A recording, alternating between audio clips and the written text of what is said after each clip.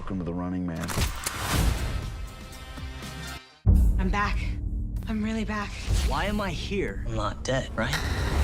Disruption on this campus will not be tolerated. If I look crazy, it's because that's how I feel. I don't know how to live in two worlds. There are others. But they're not like us. We need to get out of here now. Open your eyes. Paramount Plus has a mountain of movies. Wow. New movies. Timeless movies. Guys who are running out of time movies. So get in on the latest blockbusters. Trust me. And relive the moments that get you every time. And that's all I have to say about that. A mountain of movies, now streaming on Paramount Plus. This is European soccer's biggest stage. Written in the stars! What a difference she has made! The question is, can you handle it? Can you handle it? The crowd here feels electric. Stream every match of the UEFA Women's Champions League on Paramount Plus. I lost my dad in my camp. What aren't you telling me? I'll never know what you've gone through, but I'm sure your dad will want you to be happy. I will not lose the company that my husband started. I want success. Get it for me. This business will bleed you dry. Dad, I'm playing on the house's money now. No, you're playing with the devil's money. What's the plan here? Gonna blow! Yeah, well, I'm just getting started. Landman. All episodes now streaming only on Paramount Plus.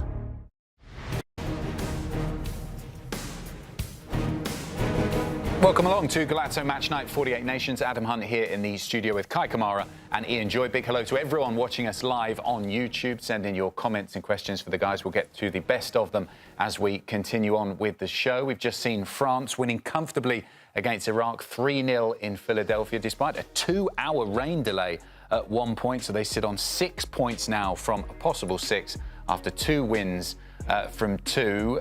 Kai, what did you make of France's performance? I think this was a lot more of what we saw in the second half in the game against Senegal in the first match. First, what I have to say is welcome to America and welcome to the summer of soccer. You know all about this. I am used to that rain delay, you know, over and over. But, I mean, great performance from me, for France.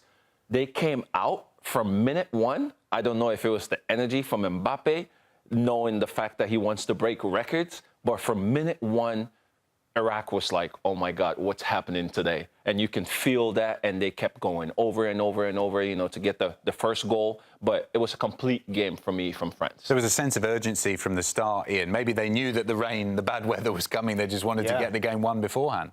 Listen, I actually thought they were better after the rain delay than they were before the rain delay. Iraq actually gave some sort of effort, although they didn't have much quality with their finishing in front of goal. They created a couple of nice runs into the France penalty area, but just didn't find a way through.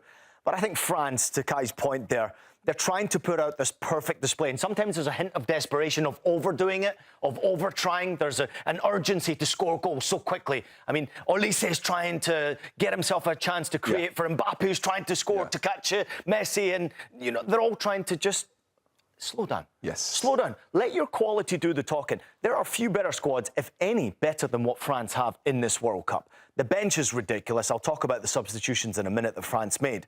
But this was about the attacking players. Great to see Ousmane Dembélé getting his first ever World Cup goal.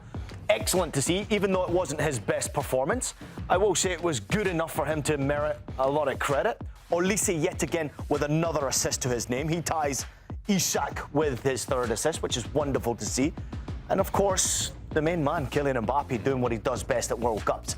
He scores goals, right? His goal-scoring record per game, Adam, is insane. He's played only 16 games at FIFA World Cup. 16 games, 16 goals. He scored goals, but also I would like, again, this is just me, what I see from the game when I'm watching Mbappé, I would like to see him more central. Because he's trying to get involved in so much, you know, give the space to Olise to do something, give the space to Dembélé, give the space to all the other guys around them to do what they can do. It was a great finish with his left foot from top of the box, but they didn't really have a threat inside the box, in the middle of the field, in the middle of the center backs, you know, for the whole game. That's a great point. And maybe that's where tactically they can start to play it around, where you do have Marcus Thuram, who came on for the final minute of this game, that can play as that striker. Obviously, you've got Mateta on the bench, who can also play as a striker if you tactically do want to switch it. But let's not forget, Mbappé does that for Real Madrid. He did that for PSG.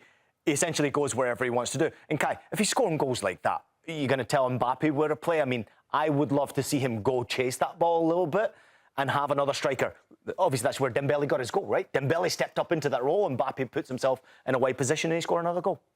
Some high ratings there from our friends at SofaScore. I think that's going to be a feature for France as they continue throughout the World Cup. Another feature and theme that we've seen in a couple of games so far is anything Lionel Messi can do, Kylian Mbappé is going to try and do the same. Messi overtaking the scoring record earlier on in his game, scoring another goal to go above Miroslav Klose. He sees 2 clear now on 18 goals compared to 16 for Klose. But Kylian Mbappé has moved alongside Klose now on 16. And I do feel like this is going to be almost like a boxing match as we continue the World Cup. Crazy. One scores a few goals, then the other one's going to score a few goals. And who knows who's going to be top of this list by the end of the tournament. I think it's exciting to watch. It's exciting to see. I mean, when I'm looking at Kylian Mbappé, I'm almost seeing this young boy in him just super excited about, I don't want to call Messi his role model because I think Cristiano Ronaldo is definitely his role model, but he sees the challenges that comes up every time. He's like, okay, it's my time to go. It's my time to do more.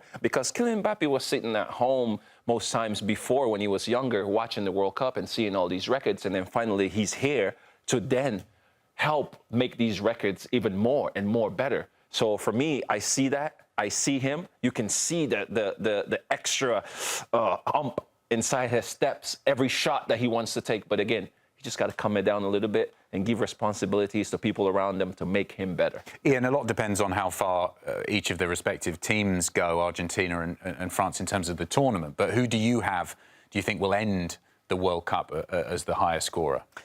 Kylian Mbappé, he was my prediction before the tournament began, and France were my favourites to win the competition as well, and that's why I went for Mbappé. I also think if you look at France's road all the way through to the final, it's a very difficult path. It's not easy. You're playing against some of the best opposition. There's a possibility they come up against the Netherlands, Germany, Spain. Obviously, I have them against England in the final. And when you're playing against top-class opposition, I think you're going to be playing Kylian Mbappé in those big games, and you have to be, right? Because you can't rest him, especially when it comes to the knockout stages. But that's the 6th time in World Cup history that he's scored 2 or more goals in a game in the World Cup, which is absolutely And you can see he wanted that 3rd goal before he's getting subbed out. Yeah. He took the ball. He just won. He knew he was getting subbed out. He sees the sub coming, saying, I'm going to take this one last drive to try to make this shot before I get subbed out. This was his 100th cap for France as well. Only 3 players have ever scored, obviously, on their 100th appearance. That was Miroslav Klose, Luis Suarez, and now Kylian Mbappé. Some great company to be a part of. Achieving 100 caps for your country is super special. Scoring as many goals as Kylian Mbappé is doing on the world's global stage is even better. I'm going to raise a topic that is probably a little bit controversial. As you know, Adam. Okay. Whenever, honestly, if he Kai, if he says this, he is putting a rocket launcher there and he's ready to go here. Let me sit up right for Come on, then. one. I ain't messing around here. Kylian Mbappé impresses me so much when it comes to the international stage. I think only Lionel Messi is better than Kylian Mbappé when it comes to performing on the international stage from players who are currently playing. Cristiano Ronaldo is so far behind what this guy's doing on the international stage. For France, he looks like he's a better player than he is for Real Madrid. He's a winner. He wins the trophy. He's already won it as a teenager. He's won it. But scoring goals and playing the way he does do, he's so influential to such a top-class team that has so much pressure on their shoulders to once again win, to succeed, to get hands-on trophy. I just think Kylian Mbappé right now is miles ahead of Cristiano Ronaldo when it comes to who's the greatest international player. Messi, number 1, no doubt. What he does for the international team, he's leading that team on his own right now. Mbappe's got a team around him that can support him, but I don't think Cristiano Ronaldo is even in the same bracket as Kylian Mbappé for what he's doing. Talking about right now or over the course of his career? Current players who are playing right now for their international team, who's the most influential? Lionel Messi, he carries that team on his back. You can't even put Cristiano Ronaldo in the same category as what Kylian Mbappé is doing for France right now. This guy is on another world when it comes to the international stage. And I do think he leads the Golden Boot race at the end of the tournament. And I do think he overtakes Lionel Messi and for also, most goals at a World Cup. You mentioned influence there. I think there's a huge gap at the moment when you look at Portugal between the influence that Cristiano Ronaldo thinks he has and the amount of influence he actually has. Whereas with Mbappé in France, that number is right next to each other. He thinks he has a huge influence, and he certainly does. Backs it up. Exactly. He backs it up with the goals and the performances. Yes, okay, great. I love that, and I know Mbappé does have that influence, but this is one game from Cristiano Ronaldo, and I can't sit there and just listen to that and not knowing how much impact Cristiano Ronaldo does have and could have still in this World Cup. Mbappé, the youngest of all three, Cristiano, Messi, Mbappé, youngest. So he's definitely going to crush all these records, and they're my pick too, hopefully. He's going to win the World Cup again. But again, he needs to inject that same energy that he has for himself around his team. Who is the most influential to you then? Is it Mbappé? Let's just say this. Who would you pick? Mbappé or Cristiano Ronaldo? Who would you pick to be the one that's leading your team? The most influential for your team, the one you'd want in your starting 11 when it comes to international stage right now. Which player would it be, Mbappé or Ronaldo? At the age that they're in, right now. It's different. At the age they're in, so who's your pick, Kai? Cristiano Ronaldo. He hasn't scored. He's played one game. He hasn't scored in 10 major international tournament games. He hasn't scored. No influence there. I will give it to Mbappé. Right now, the way he's playing, but he's still not my pick. I want to see Mbappé having more influence around the rest of his teammates. Ousmane Dembélé, a Ballon d'Or winner. I want to see him having more impact on that team. Great, he got a goal today. We love that. Olise, another great player. I'm sorry, I'm blanking out. No, you got it. You have all these guys around him that he can make better. And I see that more from Cristiano Ronaldo. But hopefully, Mbappé can see these things and want to make sure that he makes France better. I want to see the comments right now on YouTube. Speaking of comments, we've had one in, and someone actually agrees with you, Ian, which doesn't happen too First often. time. Agree with Ian 100%. This is that Dark Teta? Sorry, I can't read. Yep, Mbappé winning for France and winning at Real Madrid could go down as the greatest ever. Well, let's extend this conversation. How would you, and obviously there's a lot more to the Mbappé story to write compared to Cristiano Ronaldo and Lionel Messi. Who knows what number he'll end up on if he stays fit and plays at another 2 or 3 World Cups. But so far, how far more does he have to go to get towards having had the career of Lionel Messi and Cristiano Ronaldo? Is he on exactly the same trajectory as those two players? I think he has the support staff around him to get to that because he could win this World Cup. He could win another World Cup because we see that from France, that they do have the depth. France have 2 teams right now that can compete in this World Cup if they want. So Mbappé does have that. He has those players around him that could make him better. And so winning this World Cup will be something that could really put him apart from those guys. I'm going to challenge you, Kai. Who has the best midfield in this tournament? Portugal. Exactly. That's my point. Right? So you're talking about influence from players when it comes to what you can do to everyone around you. Kylian Mbappé, I see, already is doing that with his team. He's just a piece of the France puzzle, right? Cristiano Ronaldo has the best midfield and one of the best creators in the game right now, Bruno Fernandes. And then obviously if you look at passing ability, what Vitinha brings to the game is simply exceptional. And then he's got wingers with pace if he wants, or if he has, a partner alongside him, it could be Gonzalo Ramos. He has immense quality around him, Cristiano Ronaldo. So I don't see that it being any type of an excuse that he's not influencing. Maybe the influence is sort of being taken away from him. What Kylian Mbappé is doing is he's playing his game, his way, and everyone else is also trying to match Kylian Mbappe's standards. But they're winning. Right? And now, of course, we talked about the substitutes, as you pointed out right there. The subs who came on, Ryan Cherki, Desiree Doué, Malo Gusto, Akliouche, Marcus Thuram. I mean, it's another starting 11 that could basically come on to the pitch for France and perform to compete for a World Cup. I just think that right now, Kylian Mbappé, in this type of form, remembering he's been disappointed, no Champions League to his name, right? That's what Cristiano does have on him. But I will say this, he's angry. He wants hands-on trophy. He senses blood in the water with this World Cup, and he is pulling all of his French teammates with him to be better.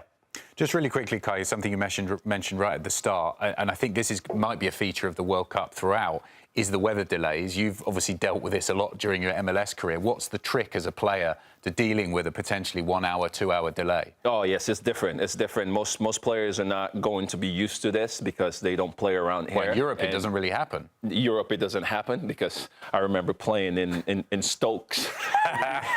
Yeah. And we had... Can you do it in Stoke in a Monday night? Sun, rain, hail, all at the same time. No game was stopped or anything. Play on. Here, I know. We get the lightning, 15 minutes pushed. You know, what we do in the locker room, in the dressing room, it's to stay engaged. Some players are on bikes. Some players doing, you know, other things. We're doing soccer, tennis. We're doing, keepy uppies, as you guys call it. But it's going to be different, you know. But I think these guys could be able to adjust themselves because now that everyone is seeing this first one and is going to be able to expect something like this to happen. But hopefully we don't have too much of it because we just want to see the game continue instead of, you know, a stall in the game. It's not great for the fans, really, is it? It's the fans who get struggled the most. I'm worried with injury as well, with these long 2 hour delays. I've definitely called many a Kei Kamara game when there's been a weather delay. Well, you feel for... I actually thought it was Kai's influence on the weather that scored after we came back on from the delay. You feel for the fans inside the stadium getting absolutely soaking wet as well for 2 hours. Thanks for joining us. It's been great debate as well. We've got plenty more coming up here on Golazo Match Night at 48 Nations. We'll see you in another couple of minutes.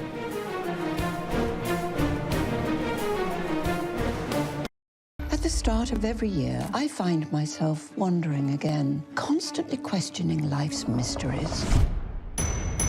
Could I make it in the UFC octagon? When Jeff Probst asks survivors, ready? Do they ever want to say no? Has Dexter ever considered meditation? Will Beth and Rip make it last on the new series Dutton Ranch? If not, Rip, call me. Stream new series and returning favorites, plus huge events. It's going to be the biggest year yet. Welcome to the Running Man. The rules are simple. Survive 30 days. But the entire nation is hunting you down. The grand prize, $1 billion. Win this game. Change your family's life forever. Hunt him down! People will sell you out in a heartbeat. What is happening?